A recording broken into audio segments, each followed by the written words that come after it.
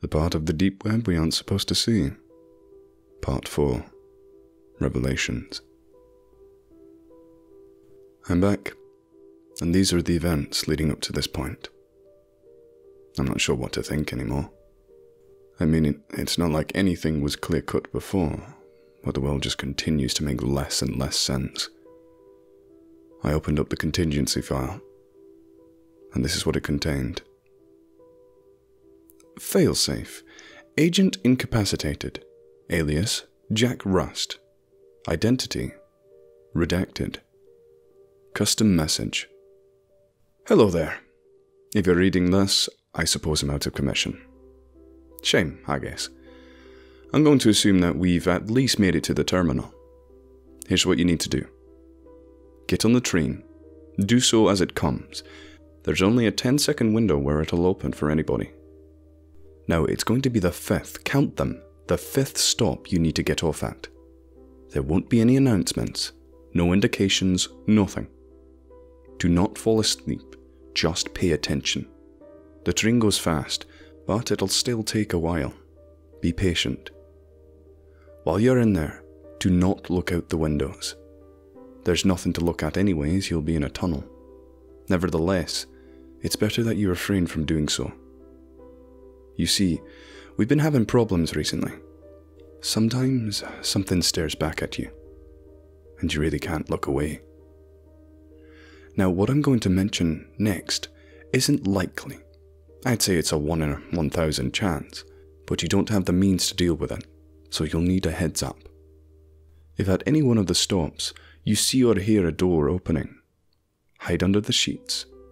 There shouldn't be anybody getting on now. Just close your eyes and wait for them to leave. Now, if they're still there after the 4th stop, I'm sorry. Once you've arrived at the 5th, get out. It'll be another terminal, a very small one. There should be stairs to the right and a ladder to the left. Do not even think about going down the stairs. As you go up the ladder, it should start getting darker. Don't worry, this is what's supposed to happen. Keep feeling upwards. Eventually, you should touch something solid. It's a fake rock. Push it up and climb out. Put it back when you're done. You should now be in a dead wheat field. This is in Texas, between Crockett and Sutton County to be specific. Start looking around. There should be a small, abandoned farmhouse visible a few miles in the distance. Go towards it. Once you've gone in, look for a basement. The place isn't big, you should find it easy enough.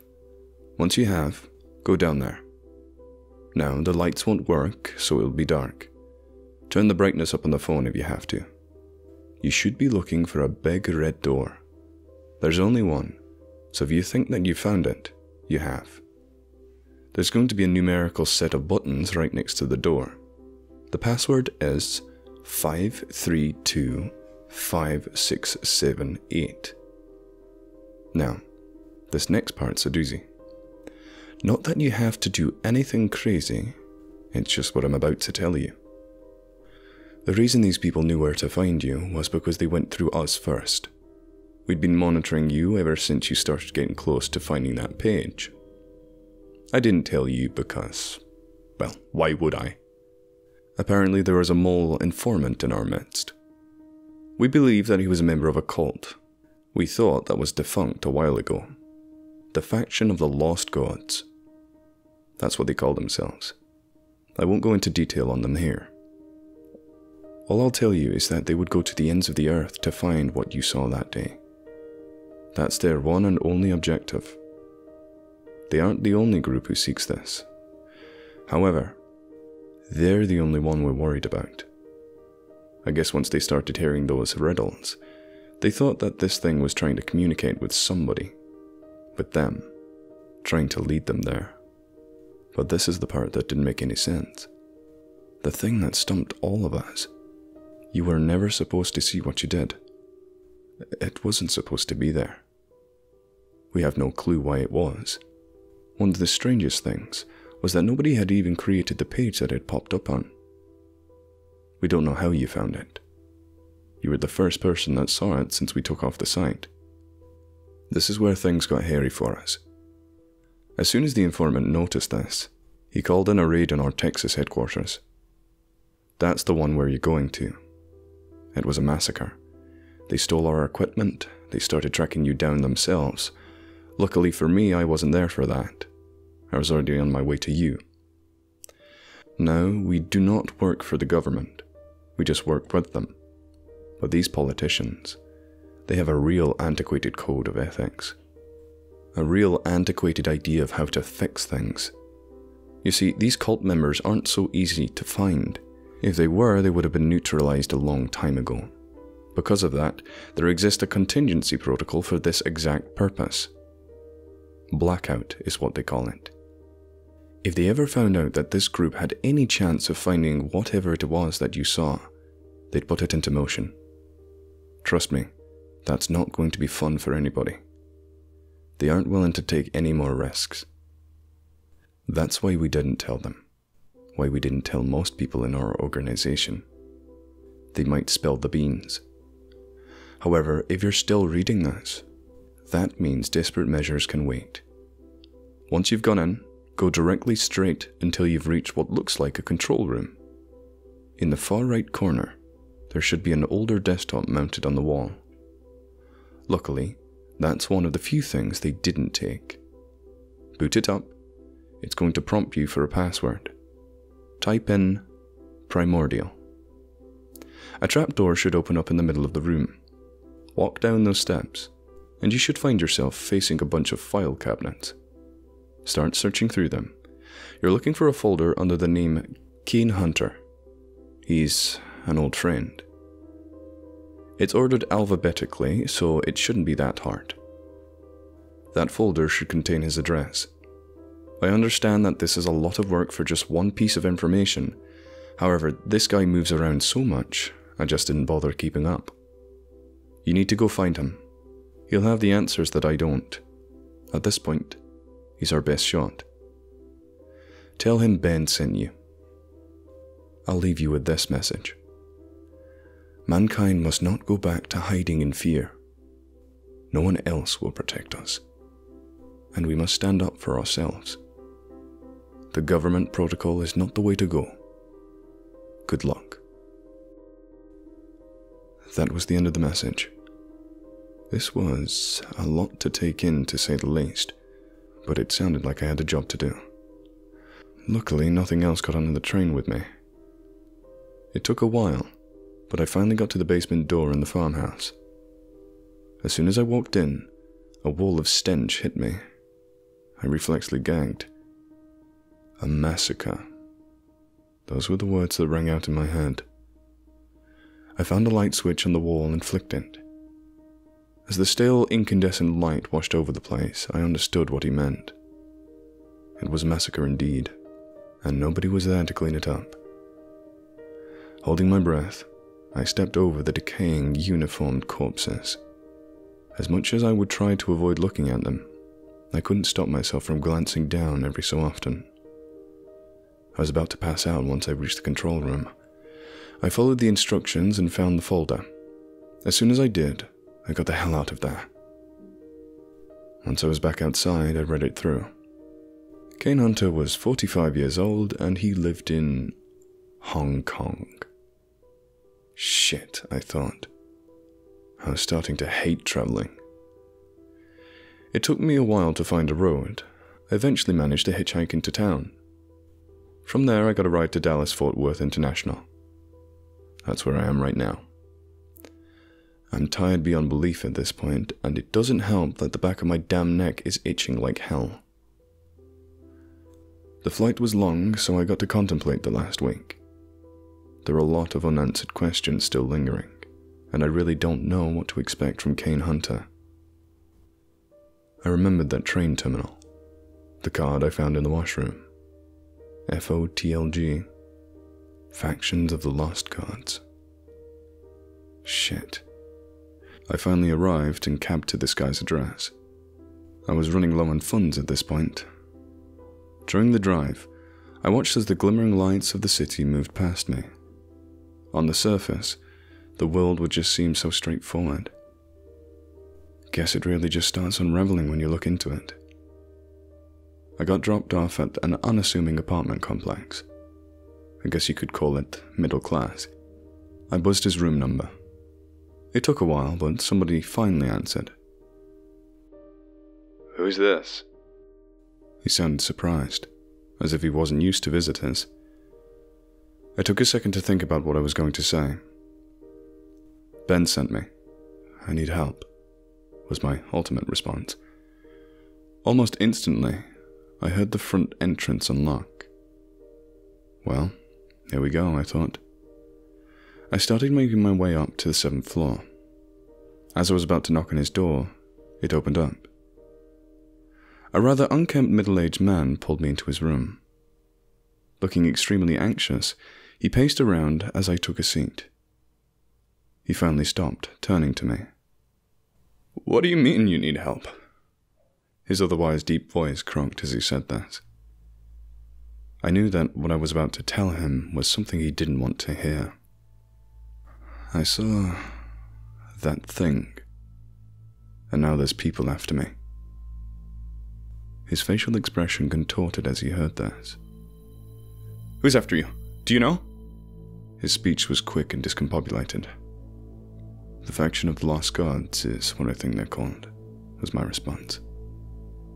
Now his face went completely pale. "They're back?" I flinched as he cursed loudly right after. He sat down, burying his face into his hands. He looked back up at me. "What happened to Ben?" My silence was enough of an answer. He just nodded. "He was a good guy."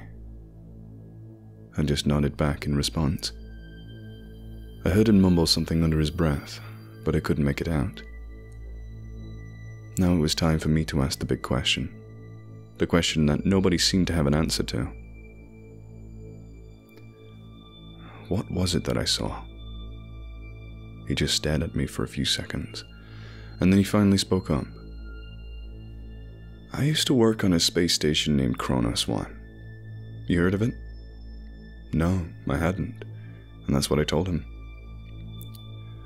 "Well, that's because you're not supposed to." Now I really had no idea where this was going. He went on to tell me about how the Kronos 1 used to orbit space 1,500 kilometers away from the ISS. It was meant to be used for navigation and communication, he started. "That's what they told us anyways. They were doing stuff up there for sure. Why else would they not tell the public it existed? Anyways, it didn't last long. One day we got a message from NASA. There was a signal of sorts, coming from somewhere in deep space. Well, more like some kind of anomaly. Something that didn't make any sense. They didn't elaborate on what that was supposed to mean. Anyways, they estimated that it came from beyond the Kuiper Belt. All of this was strange, of course. They decided to check it out." He paused, letting off a quick sigh as he did so. They sent an interstellar probe towards the signal. It was estimated to reach there in about 9 years. And it just so happens that about 9 years later, I'm back up in space after taking a hiatus on Earth. While there, we got another message. The probe had reached where the signal had approximately been emitted from. They were going to transmit a feed for us to watch. I raised my eyebrow. He just chuckled at my confusion. "Yeah, we've come a lot farther in terms of space technology than the public is led to believe. At this point, I don't think you should be surprised. Anyways, everybody's crowded around the monitors, waiting to see what the hell the probe's picked up.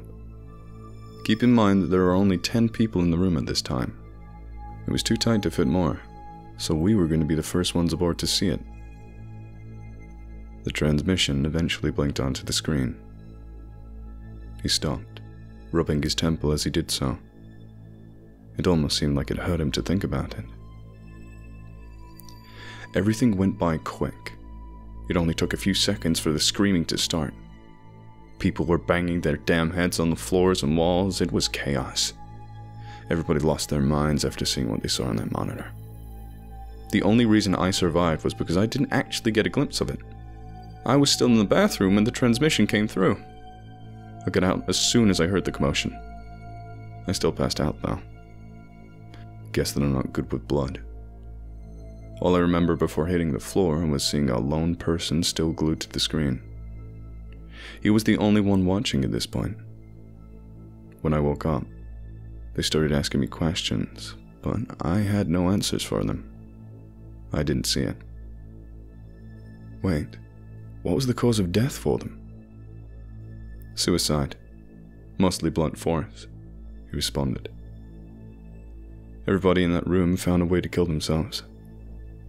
What the hell? I thought. Was this really what I had seen as well? So what happened to the other guy? The guy that you said was still watching? He passed out as well, but only for a minute. Other than that, he said he was fine. Never even really brought it up. When they asked him what he had seen, he'd just shrug and say that he didn't know what they were talking about. I knew him, actually. His name was Blake. He'd always been the strange guy. There was another pause. I kept trying to work this out in my head. Kane kept going. But that wasn't the end of his story. I perked up. He got fired soon after. He just seemed to stop caring about anything that was going on around him. He'd make these strange, dark outbursts every so often, and it would scare the hell out of everybody he worked with. He was going insane. After his last day, he went off the grid. His family, the few friends he had, none of them knew where he went or where he was going. There were no traces of him anywhere. But unbeknownst to everybody, he was going around the country, recruiting people into some cult that he created. You can guess what it's called. It didn't take me long to put it together. The Faction of the Lost Gods. That's right. He'd even written and released a manifesto explaining why this was necessary. He'd go on about how there was something inherently wrong with the inner workings of our external world, and that we weren't even supposed to exist. Apparently, our system was corrupted. Whatever the hell that was supposed to mean. He was batshit. Or maybe it was what he had seen that day that made him that way. He went on to explain how Blake had been looking for something the whole time he'd been recruiting members. He'd been looking for the probe footage. You see, that probe is still there, transmitting whatever the hell that thing is to a feed that only the government had access to. I assume you've seen the site where all the sensitive knowledge goes. I nodded. Wouldn't be here if I didn't. At first, that's where they stuffed it. According to them, a few hackers banging their heads on their keyboards every now and then wasn't that big of a deal.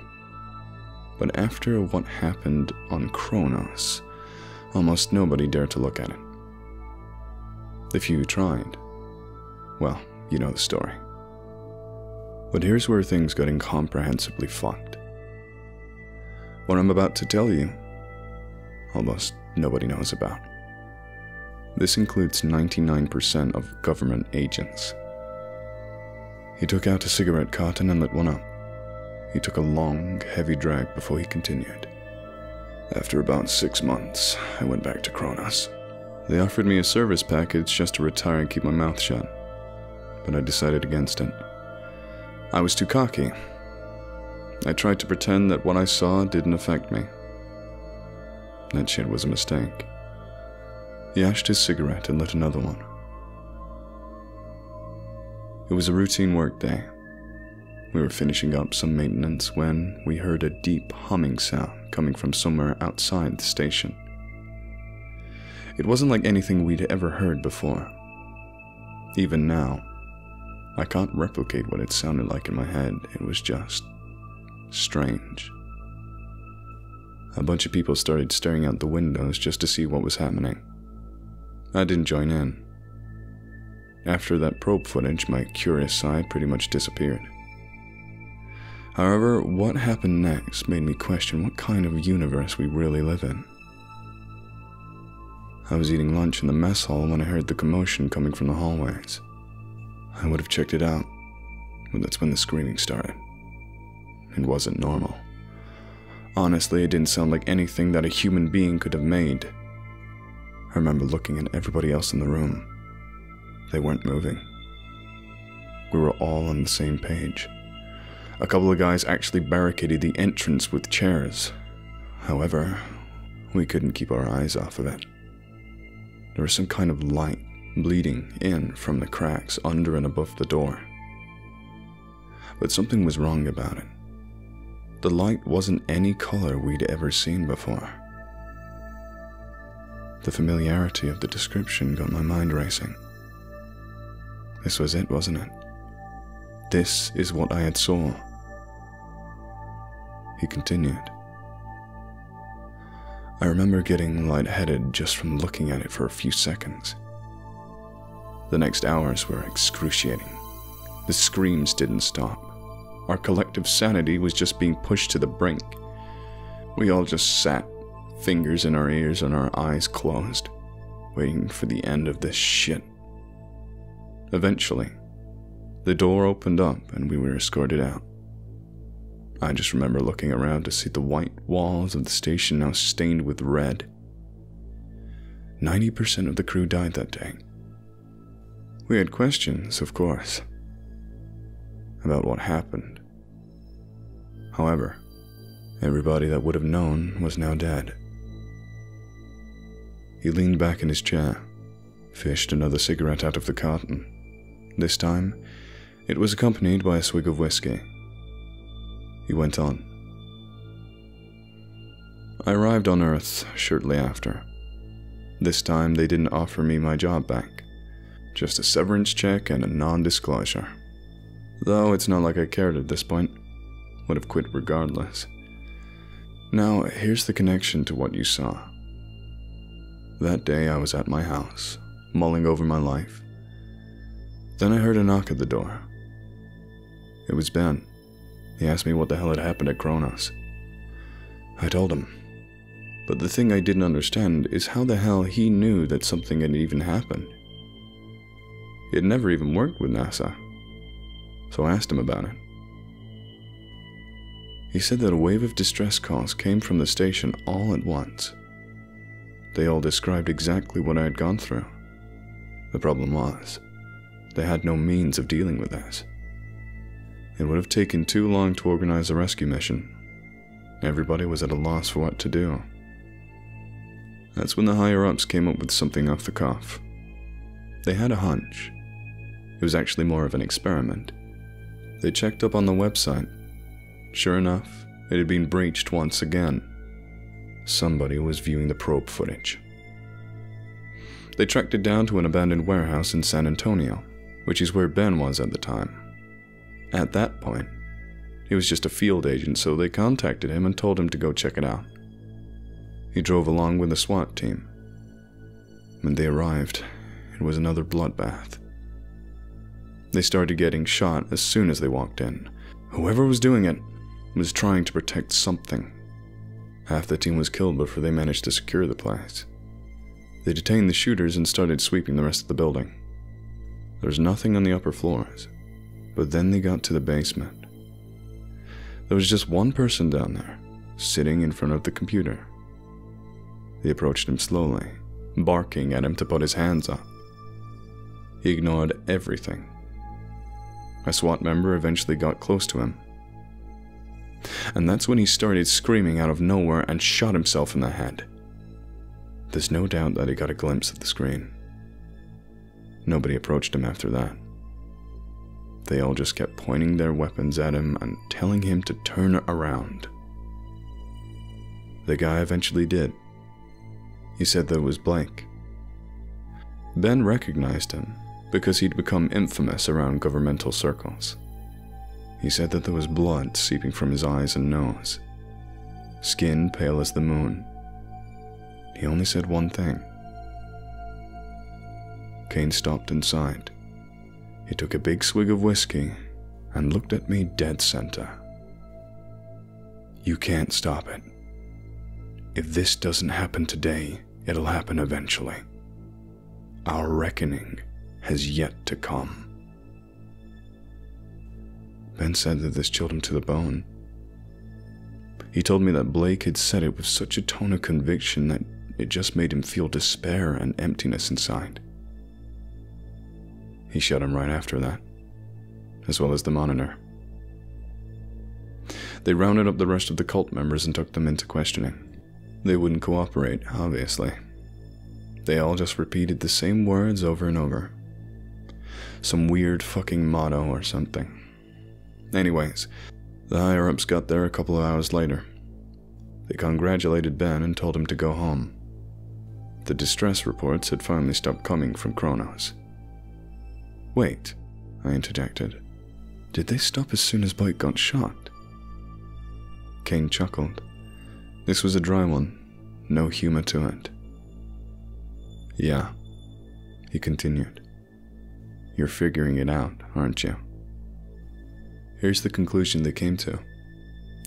Whatever the probe was picking up, whatever Blake was watching, it was watching him back. Somehow, they were communicating with each other.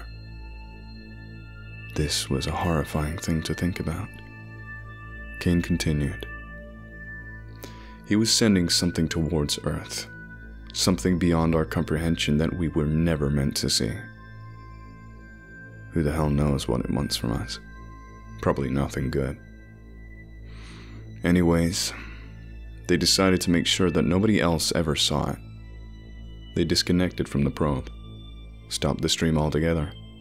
I'm sure the thought process was that if we don't seek it out, then it won't notice us. Wait, what? I nearly shouted at him. How the hell did I see it then? That's what I was wondering, he said. You got an answer?